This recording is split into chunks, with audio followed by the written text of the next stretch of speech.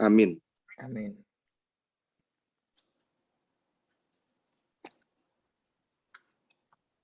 Shalom. Shalom. Semua bisa dengar ya? Shalom. Oke. Banyak hal yang bisa kita sampaikan dalam malam hari ini, tapi yang utama dan terutama saya mau membicarakan, saya akan mengulang kembali hal-hal yang sangat dan kalau saya bilang terlalu penting menjadi seorang Kristen.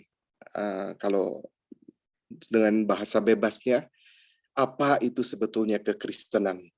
Kenapa kita memilih menjadi orang Kristen? Kalau kita semua mengatakan kita orang Kristen, sesungguhnya benarkah kita orang Kristen? Tahukah apa kekristenan itu?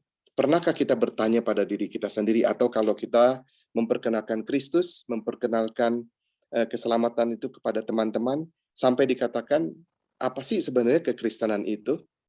Bagaimana kita memberikan satu pengertian atau penjelasan kepada mereka?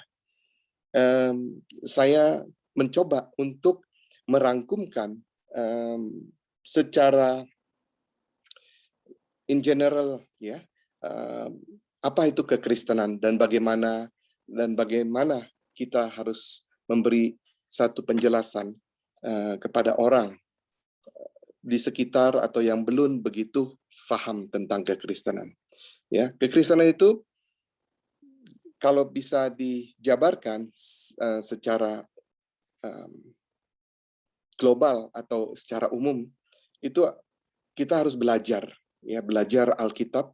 Dengan Alkitab itu kita bisa mengenal, ya, pelajaran Alkitab itu kita bisa dibagikan, terbagi dari 3 bagian, ya, dan ini memberikan dasar yang baik, dasar-dasar kekristenan bagi setiap orang yang mau sungguh-sungguh mengikuti Tuhan Yesus. Dan ini juga baik untuk mereka yang baru mengenal iman Kristen, baru mengenal Kristus dan lahir baru. Yang tadi saya katakan dalam 3 bagian, pelajaran pertama atau bagian pertama itu kita memberikan satu gambaran umum tentang kekristenan. Ya, tadi saya sudah sebutkan, ya, tidak terlepas kekristenan itu dari firman itu sendiri yang kita kenal di dalam buku yang disebut Injil atau Alkitab. Ya, kita sering baca buku. Saya hobi baca buku sesungguhnya. Ya, jadi buku apa yang kita senang baca? Tetapi ada satu buku, ya, yang paling unik. Ya, buku itu yaitu Alkitab. Jadi kalau ditanyakan apa itu Alkitab? Alkitab itu adalah buku yang unik, yang ditulis, ya, melalui pencerahan Roh Kudus, ditulis oleh manusia, ya, lebih dari 40 orang.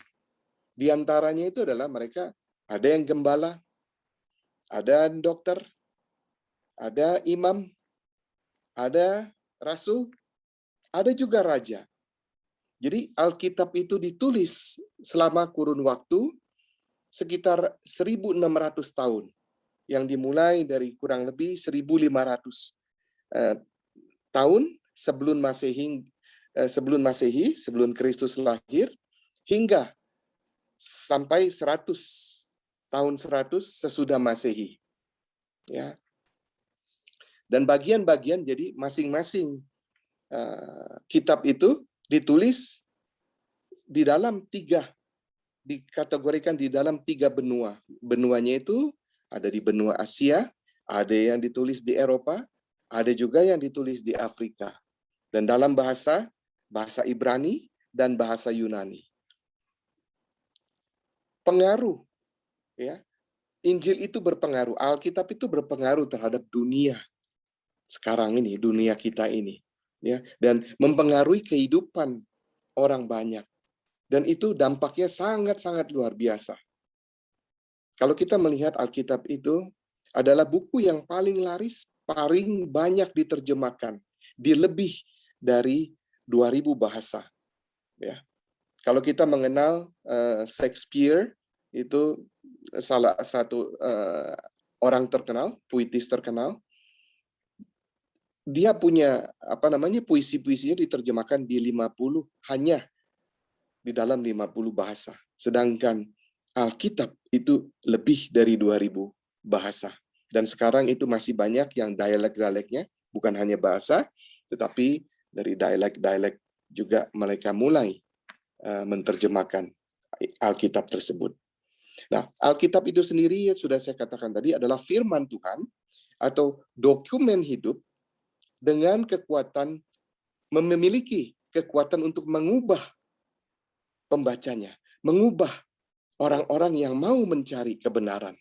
Ya, penulisnya, kadang saat kita membaca, penulisnya itu seakan-akan masih hidup dan kita seolah-olah bertemu dengan dia, karena semua tulisannya itu, firmannya itu memberikan satu tuntunan, memberikan satu kekuatan, memberikan satu pengarahan, dan semuanya itu kita merasakan kalau kita sungguh-sungguh mencari kebenaran itu sendiri, dia akan menuntun.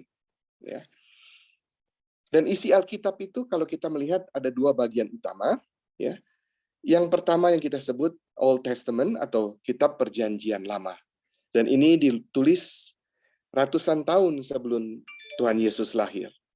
Dan isinya itu menuliskan rencana Tuhan untuk menebus dosa manusia. Di sana dengan bagaimana cara Tuhan berhubungan dengan orang-orang Yahudi, orang-orang di zamannya. Dan kitab kedua, Kitab Perjanjian Baru itu baru ditulis setelah kehidupan Tuhan Yesus di dunia ini. Maka menceritakan bagaimana tentang pelayanan Tuhan Yesus dan bagaimana dimulainya komunitas atau orang-orang Kristen tersebut, orang-orang pengikut Kristus itu. Ya. Dan sekali lagi, kalau ditanya apa itu kekristenan, ya, bagaimana kesan kita tentang kekristenan dengan sekedar mengetahui yang baru tadi saya sampaikan, Perjanjian Lama, Perjanjian Baru, dan tulis oleh lebih dari 40 orang. Ya. Kalau kita menyimpulkan, kalau kita mau melihat bahwa kekristenan itu bukan hanya ya perilaku kita, ya, perilaku dalam arti misalnya kebiasaan kita, ya, code of conduct kita, ya. Saya orang Kristen, saya harus pergi ke gereja, ya. Saya orang Kristen karena saya harus melakukan hal-hal yang baik. Saya orang Kristen, saya harus menjalani kehidupan dengan moral yang baik. Ya, banyak orang dan beberapa orang, ya, hal-hal tersebut itu dilakukan mereka, bukan orang Kristen. Dan ini kalau kita buka di Efesus 2, 8-9. Coba kalau ada yang bisa membaca. Di Efesus 2, ayat 8 dan 9.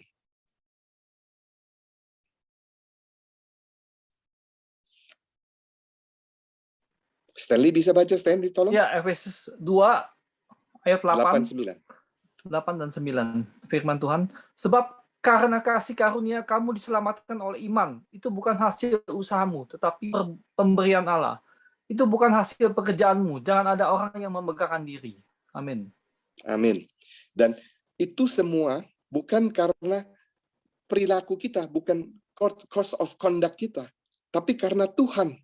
Ya, jadi melakukan hal-hal yang seolah-olah mencari kebenaran itu tanpa pertolongan Tuhan itu nggak mungkin. Ya, dan kekristenan bukan hanya sebuah filosofi hidup, percaya hal-hal yang benar, sikap mental yang benar. Ya, beberapa orang memiliki filosofi hidup yang baik, ya, tetapi bukan orang Kristen. Banyak kita melihat orang-orang yang beragama lain, ya, mereka itu takut untuk berbuat jahat. Mereka takut karena apa? Ada karmanya. Nah, coba kita lihat yang saya katakan barusan ini, ya, banyak orang yang memiliki filosofi yang hidup, tapi bukan orang Kristen. Ada di Matius 7 ayat 21 sampai 23. Selain Stanley, siapa lagi yang bisa membacakan ayatnya?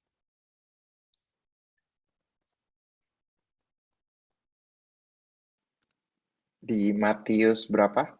Matius 7, Matius ayat 7. 21 sampai ke 23. Baik, saya bacakan Matius 7 ayat 21 sampai 23. Demikian firman Tuhan. Bukan setiap orang yang berseru kepadaku, Tuhan, Tuhan, akan masuk ke dalam kerajaan surga, melainkan dia yang melakukan kehendak Bapakku di surga. Pada hari terakhir, banyak orang akan berseru kepadaku, Tuhan, Tuhan, bukankah kami bernubuat demi namamu, dan mengusir setan demi namamu, dan mengadakan banyak mukjizat demi namamu juga? Pada waktu itulah aku akan berterus terang kepada mereka dan berkata, Aku tidak pernah mengenal kamu. Enyahlah daripadaku, kamu sekalian pembuat kejahatan. Amin. Amin. Saudara sekalian, ayat ini jelas dikatakan. Makanya kita sebagai orang Kristen yang mengaku sebagai orang Kristen, jangan sekali-kali kita itu bangga, ya, kalau kita tidak takut dan gentar akan firman itu sendiri. Kita tidak sungguh-sungguh mencari ya kebenaran itu. Karena apa? Tuhan sendiri mengatakan, ya, banyak hal-hal yang dikatakan di Matius 7 ayat 21 sampai 23 ini. Ini kalau konotasinya bukan hanya kita loh, kadang-kadang sebagai hamba Kristus, sebagai pelayan, itu bisa terjadi. Karena apa? Motif sesungguhnya bukan Tuhan, bukan Yesus, tetapi nama besar, nama diri. Contoh, saya tidak mau menyebutkan nama. Kalau kita masih menjadi hamba Kristus, menjadi pelayan yang masih mula-mula, ya masih baru dikenal hanya kalangan internal, tapi pada saat Tuhan memakai, memberikan satu hikmat, memberikan satu anugerah, memperlebar, memperbesar ya jemaat, gereja dan sebagainya. Hamba tersebut akan menjadi orang yang berbeda. Itu banyak. Makanya kita harus berhati-hati. Kita harus menjaga diri kita. Kita harus menjaga bagaimana hati kita terhadap hal-hal yang duniawi. Kita harus selalu fokus kepada firman itu sendiri. Karena dia menuntun kebenaran itu. Dia memperingatkan. Dan di samping firman itu sendiri, Roh Kudus itu ada di dalam setiap hati orang percaya. Di setiap pikiran orang percaya. Jadi, jangan sekali-sekali kita bangga, kita bisa mengusir setan, kita mendoakan orang sakit sembuh, dan sebagainya. Tunggu dulu. Apakah itu untuk kemuliaan Tuhan? Apakah untuk diri kita sendiri? Tanpa kita sadari, si jahat atau iblis itu bisa memakai hal tersebut, ya, dia pakai. Oh, kamu mah tenang-tenang aja, nggak usah nginjil. Ya, kamu pokoknya nyembuhin orang dan sebagainya. Hati-hati. Karena apa? Yang amanat agung Tuhan sebetulnya pergilah. Kata pergi itu bukan meninggalkan keluarga dan sebagainya. Betul. Tapi kata pergi di situ sesungguhnya adalah hati kita. Mau nggak untuk menyampaikan firman, menyampaikan kabar gembira, memberikan satu pengajaran kebenaran itu, keselamatan kepada orang lain. Bukan bagian penyembuhan, bagian untuk mendoakan orang sakit, itu adalah bagian dari kita sebagai orang percaya. Tetapi kita harus ingat bahwa penginjilan itu, misi itu penting, ya. Jadi sekali lagi, yang masuk surga itu orang-orang yang sungguh-sungguh bertekun di dalam kebenaran firman, yang mengikuti ajaran Tuhan. Dan bukan Injil itu juga bukan hanya bukan agama orang Western, ya. Maksudnya karena memang lahirnya, kekristenan itu banyak di negara-negara Barat sesungguhnya, ya awalnya. Tetapi sekarang kalau kita melihat statistik itu menunjukkan banyak orang Kristen yang berasal bukan dari keluarga Kristen, bahkan banyak dari negara-negara Asia, banyak sekali.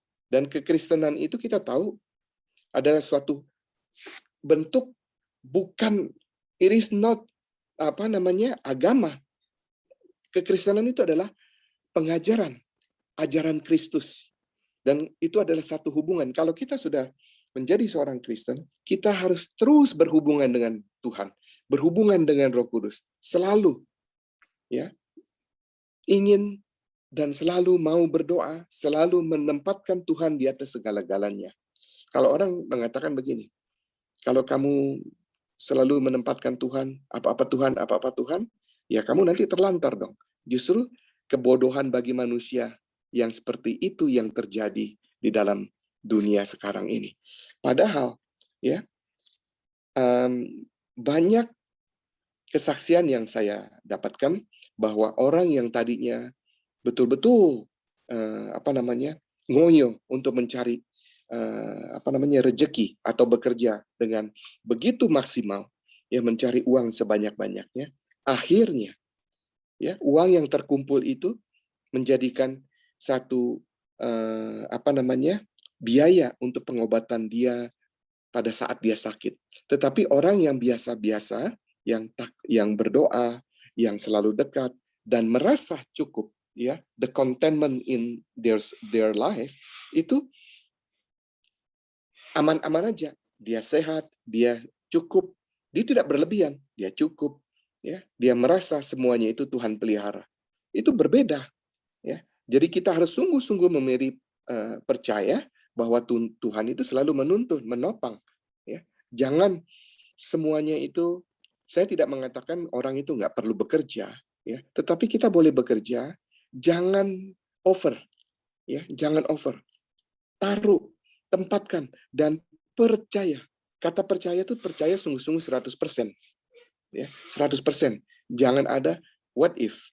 Bagaimana kalau? Bagaimana kalau? Ya.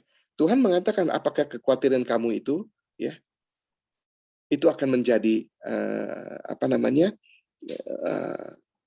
maksudnya gini. Saya agak lupa ini dia punya firmannya, tetapi kekhawatiran itu tidak menambah atau menyelesaikan permasalahan kita.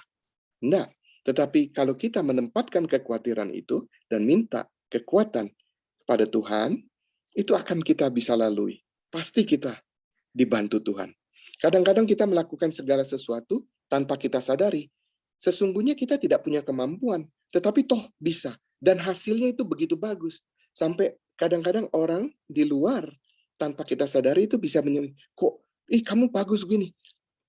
Dalam saat teduh kita bisa berpikir, kok bisa ya? Padahal saya nggak ini loh. Di situ kuasa Tuhan yang membantu kita. Ya.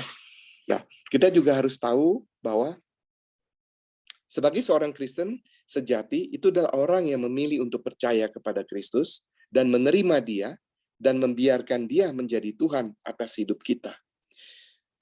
Saudara sekalian, kita anak-anak Tuhan, kita mengatakan kita orang percaya. Tetapi kepercayaan kita itu sungguh-sungguh 100% enggak. Kenapa? Tuhan tidak mengatakan, saya mau ambil contoh. Ya, waktu badai yang datang menerpa waktu Tuhan Yesus tidur dan rasulnya itu ketakutan. Akhirnya Tuhan Yesus dibangunkan. Kemudian Tuhan mengatakan diam. Maka taufan itu diam, ya. Dan Tuhan mengatakan apa kepada murid-muridnya? Hai, kamu orang kurang percaya. Itu murid-muridnya loh. Murid-muridnya percaya nggak? Percaya. Tetapi kenapa Tuhan mengatakan kurang percaya?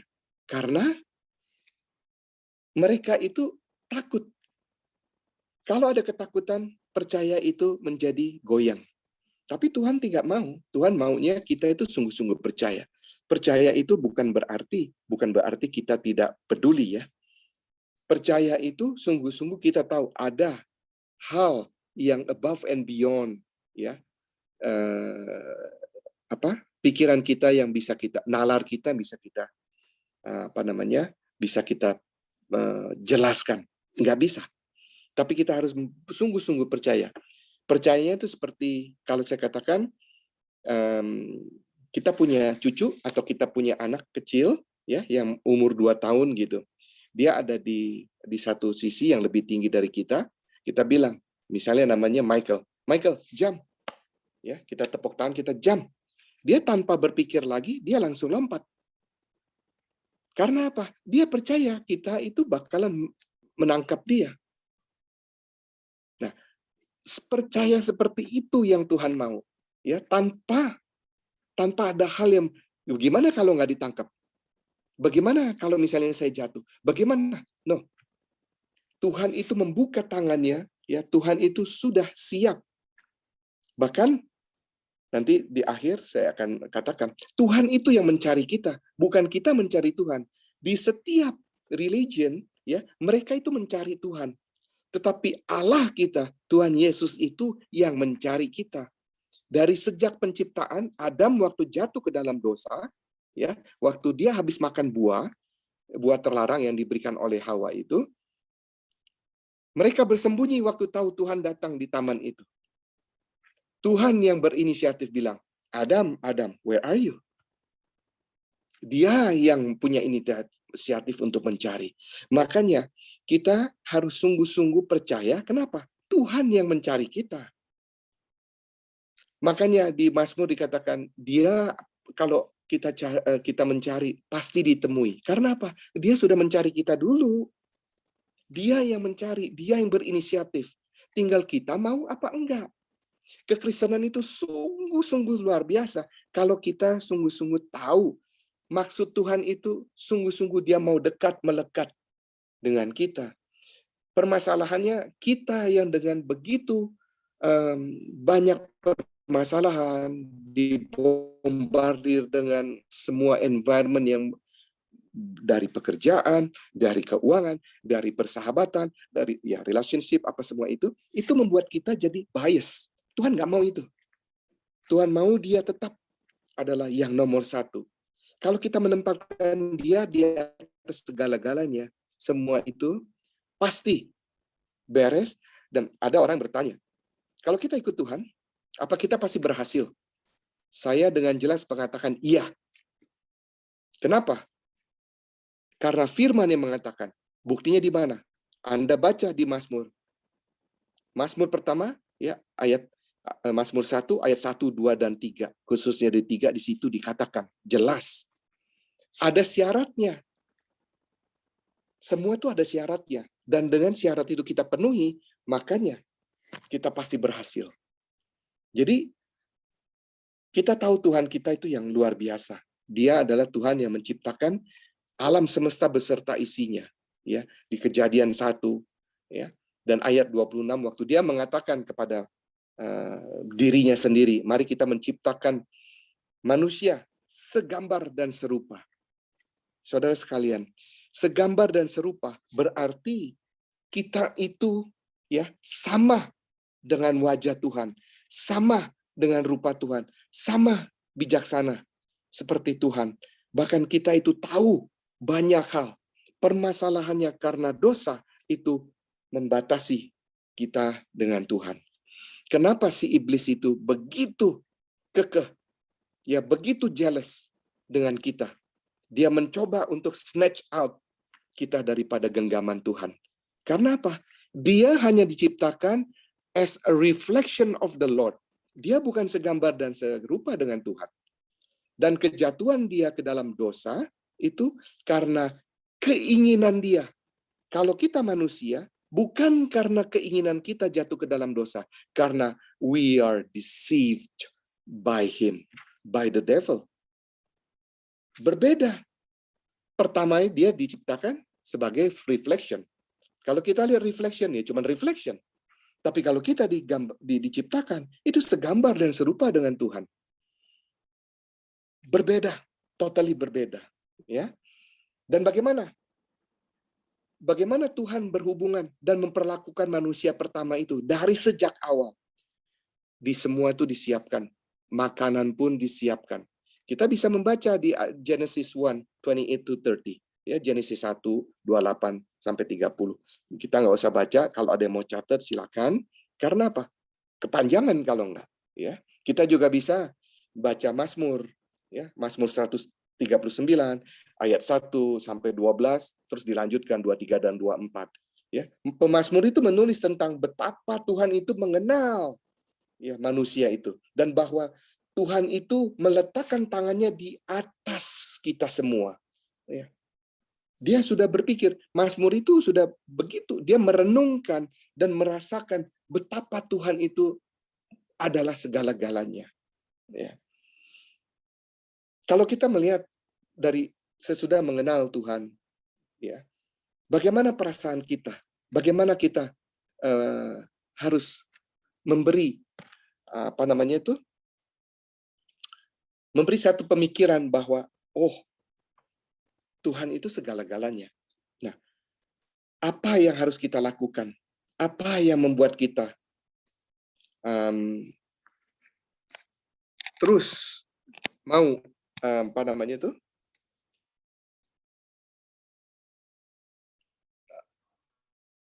membuat satu relasi hubungan yang begitu intim dengan Tuhan? Karena the more we know the Lord, ya, the more wisdom, ya, hikmat itu tanpa kita sadari, kalau kita terus mau mengenal Tuhan, ya, hikmat itu terus bertambah. Tapi karena kalau kita melihat kerusakan itu terjadi karena memang dosa, ya. Perjanjian yang di awalnya dijanjikan untuk Adam dan Hawa itu rusak karena memang dosa. Tetapi Tuhan nggak sampai di situ. Dia menjanjikan penebus, ya, yaitu Tuhan Yesus sendiri untuk menebus dosa. Karena kita itu adalah ciptaan Tuhan yang paling mulia di antara semua ciptaan. Ya, Dia adalah Tuhan yang harus menjadi Tuhan di dalam pribadi kehidupan kita. Kalau kita mau berbicara, ya, melihat hal-hal yang sudah saya sampaikan, Tuhan itu selalu mau berrekonsiliasi. Sebetulnya di dalam kehidupan kita, di dalam day-to-day lives, ya, kalau ada perseteruan, kalau ada percekcokan, itu kita harus ada rekonsiliasi. Jadi kalau dalam doa Bapa kami, ya, ampuni kami yang bersalah seperti kami mengampuni. Sebelum Tuhan mengampuni, kita harus mengampuni. Kadang-kadang memang sulit hal-hal seperti itu, ya. Sebagai orang Kristen itu adalah satu mandat Tuhan. Karena Tuhan melihat hati setiap anak-anaknya. Apakah hati kita itu bersih? Ya, bagaimana kita menata kehidupan kita kalau hati kita tidak sempurna? Ya, kalau ada hati yang gundah gulana, bagaimana kita bisa menyembah Tuhan dengan sungguh-sungguh? Datang ke gereja dengan wajah tersenyum, padahal hatinya bukan di gereja. Itu nggak benar.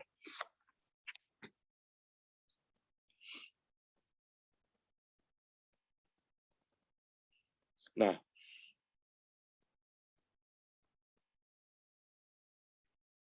kalau kita ditanya siapa itu sebetulnya Yesus, ya, kita harus menjelaskan bahwa Dia adalah Anak Allah yang menggenapi perjanjian baru. Karena perjanjian lama, ya, kalau kita hidup di perjanjian lama, sepanjang saya mengenal atau belajar kekristenan, kalau kita ini loh masih hanya memegang Taurat dan perjanjian lama, kita itu belum diselamatkan. Karena bangsa pilihan itu bangsa Yahudi, bangsa Israel. Tetapi kita harus bilang, karena Yesus lahir, ya. Banyak orang mengatakan, kita ini orang Israel rohani loh. Kalau sesudah saya mengerti, saya mengatakan saya ini memang bagian dari saya nggak mengatakan saya ini orang Israel rohani. Saya nggak mengatakan itu. Tapi Tuhan mengatakan kita itu adalah gerejanya. Gereja. Jadi kita itu mempelai wanitanya. Ya, sedikit perbedaan antara perjanjian lama dan perjanjian baru. Ya, karena perjanjian baru itu Yesus mengatakan gerejanya. Kita ini adalah gerejanya. Kita ini umatnya. Ya. Makanya kita katakan Dia adalah Anak Allah yang menggenapi perjanjian baru, memulihkan hubungan, ya, antara manusia dengan Allah itu sendiri. Dia adalah penggenapan perjanjian tersebut. kelahiran Yesus adalah hasil dari rencana Allah yang mulia. Itu bukti kasih Allah yang sungguh-sungguh. Ya, kalau kita mau melihat ya tentang perbuatannya yang ajaib itu dengan melihat bagaimana seluruh perikop ini untuk menggenapi nubuatan dari Mika 5 ayat 2 itu ada di Lukas 1 ayat 26 sampai ke 28 ya. Tapi yang terpenting di sini ya, sepanjang Injil atau kisah kehidupan Yesus itu kita bisa melihat, kita bisa menarik kesimpulan ya, bagaimana Tuhan melayani, bagaimana cara Dia mengajar, bagaimana Tuhan membimbing kita untuk melakukan, untuk mengenal Allah Bapa itu, mengenal kasih Tuhan itu. Dia mempraktekkan kasih-Nya itu dengan menyembuhkan orang, ya. Semuanya itu untuk kemuliaan Bapa. Yang Dia lakukan itu hanya apa yang Bapa mau Dia lakukan. Makanya Dia kalau menyembuhkan orang, Dia nggak sembuhin 1000 orang. Hanya satu yang Dia pilih. Hanya orang tertentu yang dipilih. Karena apa? Dia mau mempertunjukkan bahwa Allah Bapa itu memiliki kasih, memiliki compassion. Bukan berarti yang lain Dia nggak kasih. Ya. Seperti kalau kita mau ambil konteks contoh yang Dia bisa meninggalkan domba-domba yang misalnya ada yang 99 hanya untuk mencari satu domba yang tersesat. Why? Karena yang 99 itu atau yang ditinggalkan itu sudah bisa mandiri, ya. Seperti Paulus bilang, kalau orang yang baru lahir, orang yang lahir baru itu orang-orang yang butuh bimbingan, orang yang masih butuh perhatian, terus masih dibimbing. Nah, Tuhan mencari orang yang masih diperlukan, yang perlu bimbingan, yang masih hidupnya benar, harus dicari dan harus kita layani dengan penuh kasih. Ya.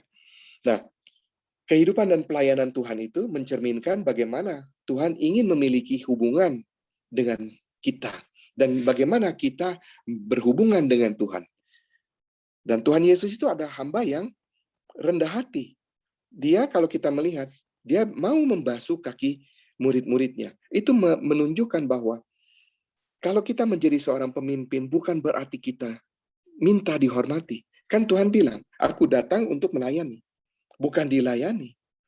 Nah, kalau kita kadang-kadang kita menjadi seorang pemimpin, jadi CEO atau apa, ya, memang posisinya besar, tanggung jawabnya besar. Sesungguhnya kita si CEO ini harus memperhatikan itu subordinate-nya, orang-orang pekerjanya. Kenapa? Tanpa pekerjanya, he gain nothing. Dia nggak akan mendapatkan apa-apa. Profit the company? I don't think so.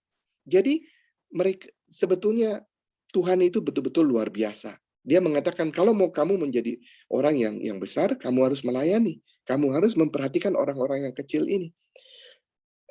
Injil itu dari ilmu apa itu dasarnya di situ. Kalau kita mau menggali, ya di finance ada, ya kedokteran ada. Kenapa saya katakan kedokteran ada? Yang sebetulnya di awal kan kita dikasih tahu makan tuh harus bagaimana, yang apa dan sebagainya. Tapi saya nggak mau lari terlampau jauh di sana. Pada prinsipnya Tuhan sudah sudah memberikan hal-hal yang harus kita lakukan, menuntun kita bagaimana kita harus hidup. Ya, Yesus menunjukkan kepada kita ya di dalam pelayanan bahwa Dia menyediakan juga kebutuhan kita. Dia memberkati anak-anak, menyembuhkan orang sakit, ya. Bahkan wanita pendarahan yang 14 tahun itu tanpa Tuhan sentuh, Dia yang menyentuh jubahnya, sembuh. Karena apa? Iman dia. Kalau aku bisa. Ya, hal seperti itu. Dia juga menunjukkan siapa dirinya dia. Aku dan Bapa adalah satu. Dia menunjukkan dan mengungkapkan sifatnya kepada pengikutnya bahwa Dia adalah juru selamat dunia, anak Allah, roti hidup, dan banyak lagi. Dan kalau kita melihat susunannya, kematian Tuhan Yesus pada Paskah tahun ketiga pelayanan Yesus. Waktu dia sesudah 3 tahun, ya 3,5 tahun, ya. Dia berbicara kepada pengikutnya saat mereka makan dan minum bersama, the Last Supper, ya. Dia mengambil secangkir anggur, dia mengatakan cawan ini adalah perjanjian baru dalam darahku, dan sebagainya itu. Dan ini bisa kita baca di Lukas 22. Ya. Ia mengajarkan bahwa kematiannya itu bukan satu kebetulan atau ide manusia atau maunya dia, tetapi semua itu karena Tuhan, karena Bapa. Dia kemudian memberitahu ya kepada kayak penuduh dia atau ininya, what should I say Indonesia-nya ya, orang-orang, pokoknya orang-orang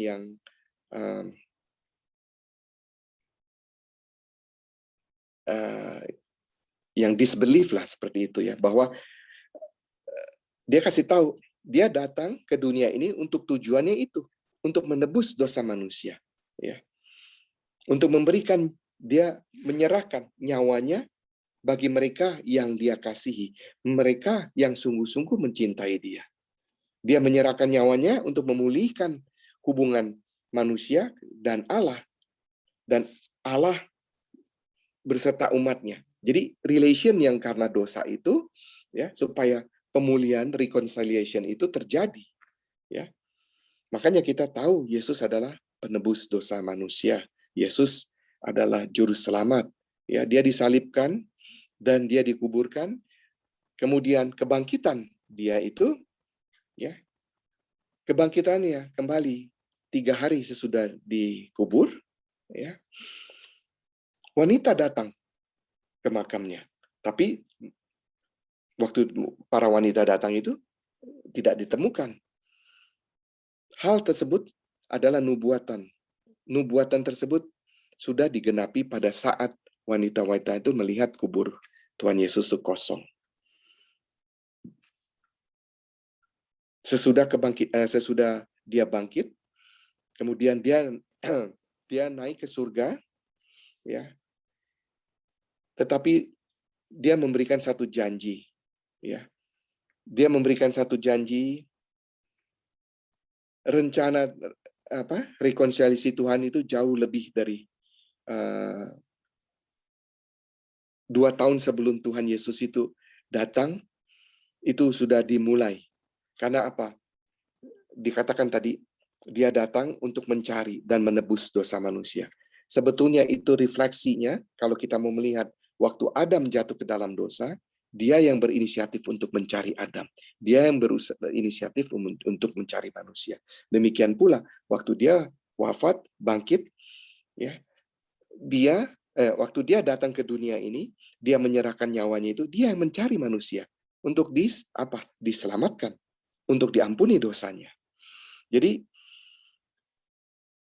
itu semua sudah menjadi satu rencana awal di dalam dictionary-nya Tuhan, di dalam rencana abadinya, rencana keselamatan Tuhan.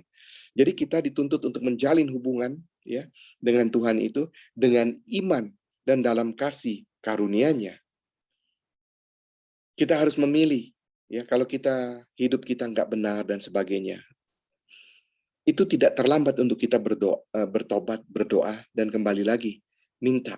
Kita harus memilih untuk mengakui dosa kita dan kita berbalik darinya. Jadi seperti orang bilang, you turn back. Kita harus jalan, ya, berbalik dari jalan yang jahat, itu kembali kepada kebenaran firman, kembali untuk mengikuti Kristus. Kalau kita meminta, ya, Tuhan itu panjang sabar, His long suffering, untuk mengampuni kita. Dia akan datang dan memenuhi hidup kita, mengubah kita menjadi seperti yang Dia inginkan, yang Dia ciptakan dari awal, putih, bersih, tidak ada dosa. Itu yang Dia mau. Dan mengizinkan kita untuk satu ketika nanti bersama sama Dia selamanya. Ya. Untuk penutupnya, ya, ayat yang semua daripada kita tahu, dan saya kira harus kita hafalkan ya sesungguhnya. Itu ada John 3:16 yang pasti dan 17. Juga ya John 14:6. Jadi Yohanes 3:16, 17. Juga Yohanes 14 ayat yang ke-6. Ada yang mau volunteer baca yang satu orang baca yang Yohanes 3:16 dan 17, dan orang yang kedua Yohanes 14 ayat 6. Silakan. Oke, saya bacakan Yohanes 3. Yohanes 3 ayat 16 sampai 17. Demikian firman Tuhan, Yohanes 3 ayat 16 sampai 17. Karena begitu besar kasih Allah akan dunia ini, sehingga Ia telah mengaruniakan anaknya yang tunggal, supaya setiap orang yang percaya kepadanya tidak binasa, melainkan beroleh hidup yang kekal. Sebab Allah mengutus anaknya ke dalam dunia, bukan untuk menghakimi dunia, melainkan untuk menyelamatkannya oleh Dia. Amin. Amin.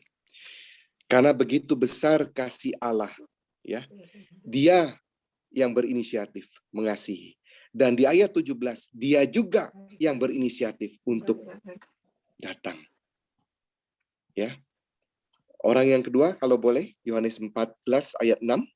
Yohanes 14 ayat 6, firman Tuhan, kata Yesus kepadanya, Akulah jalan dan kebenaran dan hidup. Tidak ada seorang pun yang datang kepada Bapa kalau tidak melalui aku. Amin. Amin. Yang paling menarik ya, sebetulnya bukan hanya John 3:16, 17, tetapi John 14:6 itu satu-satunya ya. Kita boleh, saya suka sekali ya, bukan menjadikan ayat emas. Saya nggak pernah bilang, buat saya ayat dari Kejadian 1 sampai Wahyu itu semua ayat emas. Nggak ada yang dikatakan ayat emas begini. Karena apa? Kalau kita melihat dari konteksnya ini sendiri ya, Yohanes 14 ayat 6, dia adalah jalan satu-satunya. Tidak ada ya siapapun di dunia ini yang pernah hidup yang berani bahkan mengeluarkan statement yang mengatakan I am the way and the truth. Ya, saya jalan ya dan kebenaran dan hidup. Nggak ada yang bisa sampai kepada Bapa tanpa melalui dia. Tidak ada seorang pun. Hanya Yesus yang pernah berjalan di dunia ini, hanya Yesus yang pernah membangkitkan orang mati, menyembuhkan orang lumpuh, mencelikan mata yang buta, ya. Itu semuanya hanya satu. Kadang-kadang ya kita mau dibodohi sama ya maaf kata sama dunia ini, ya. Dengan mamon, dengan uang dan semuanya. Tetapi bukankah kehidupan eternal life itu jauh lebih penting, jauh lebih berharga daripada semuanya ini. Makanya kalau kita nggak mau percaya Tuhan, nggak mau sungguh-sungguh ikut Dia, nggak mau melakukan seluruh perintahnya Dia.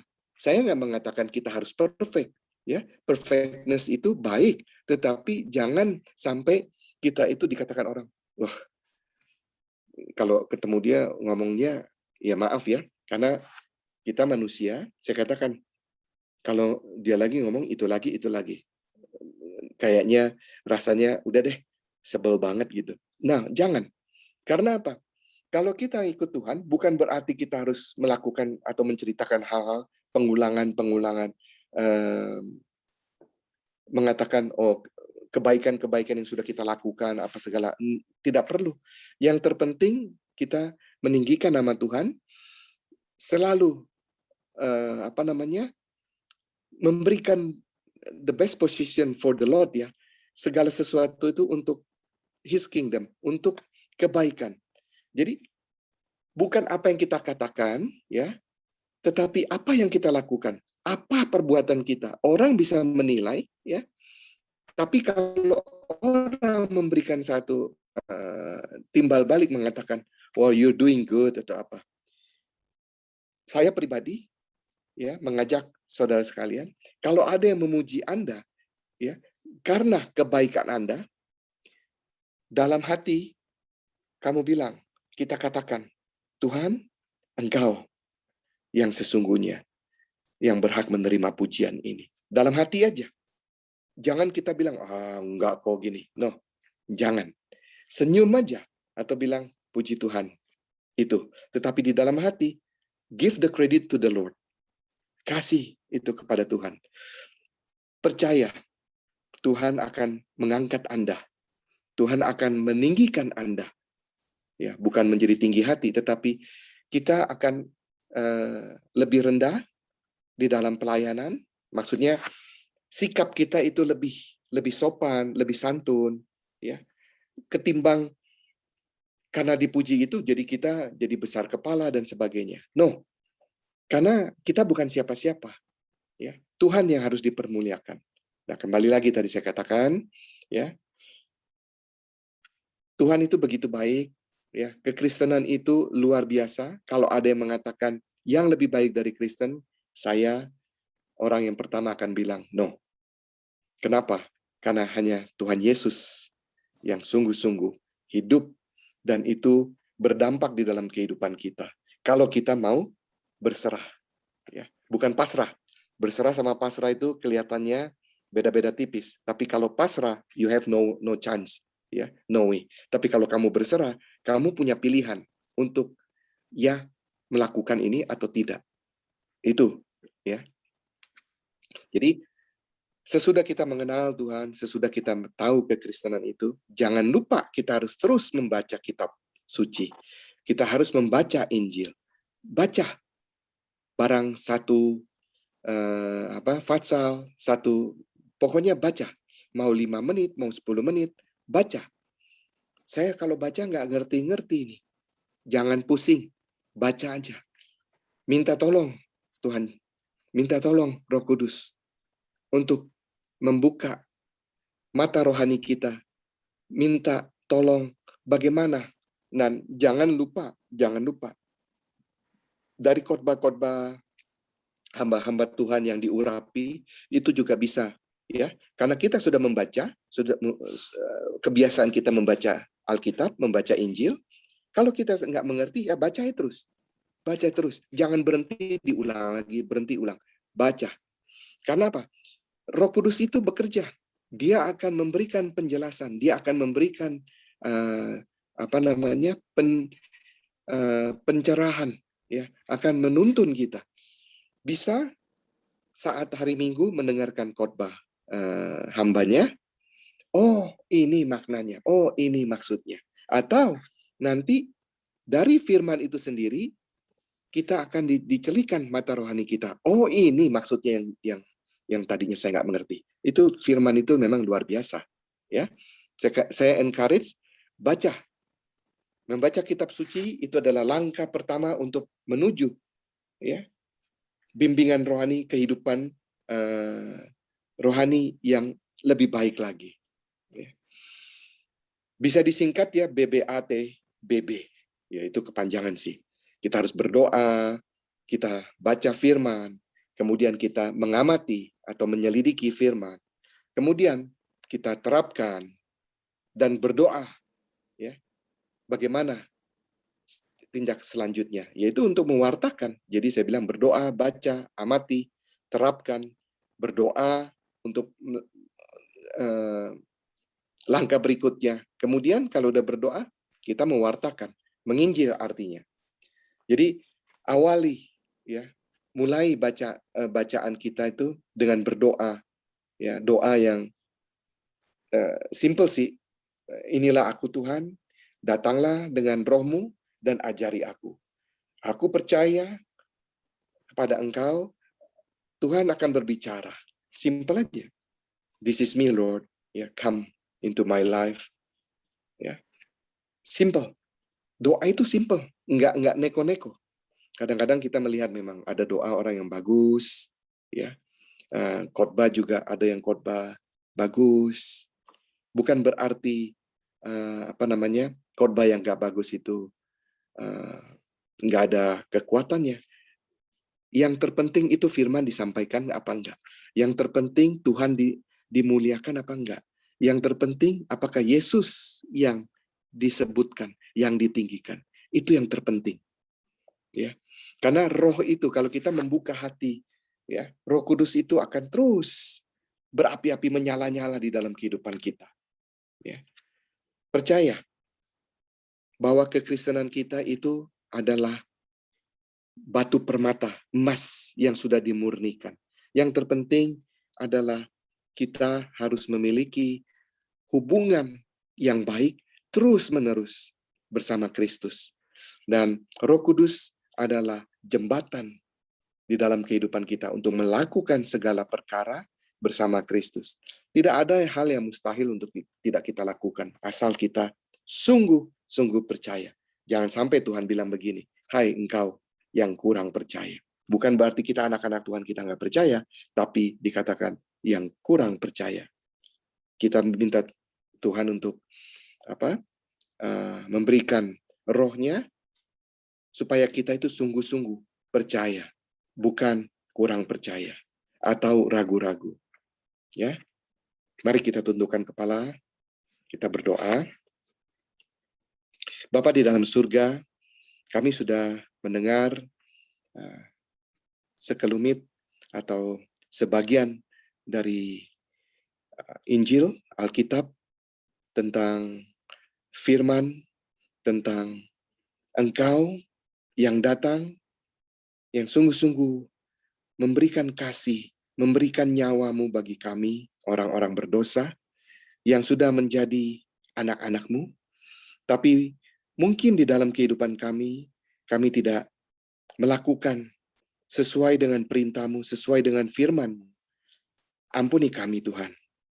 Beri kami kekuatan untuk melangkah hari demi hari, selalu mengutamakan Engkau, dan sungguh-sungguh percaya, bukan setengah percaya, atau kurang percaya, atau ragu-ragu.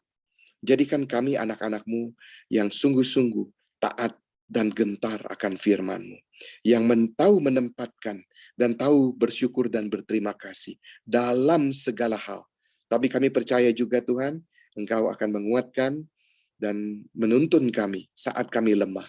Kami percaya juga Tuhan, Engkau akan memberikan kami hikmat untuk berkata-kata, untuk menjadi saksi-Mu Tuhan. Beri kami kekuatan, beri kami keyakinan lebih lagi dari sebelumnya, dari hari-hari sebelumnya Tuhan. Mulai saat ini Tuhan, sampai Maranatha Tuhan datang.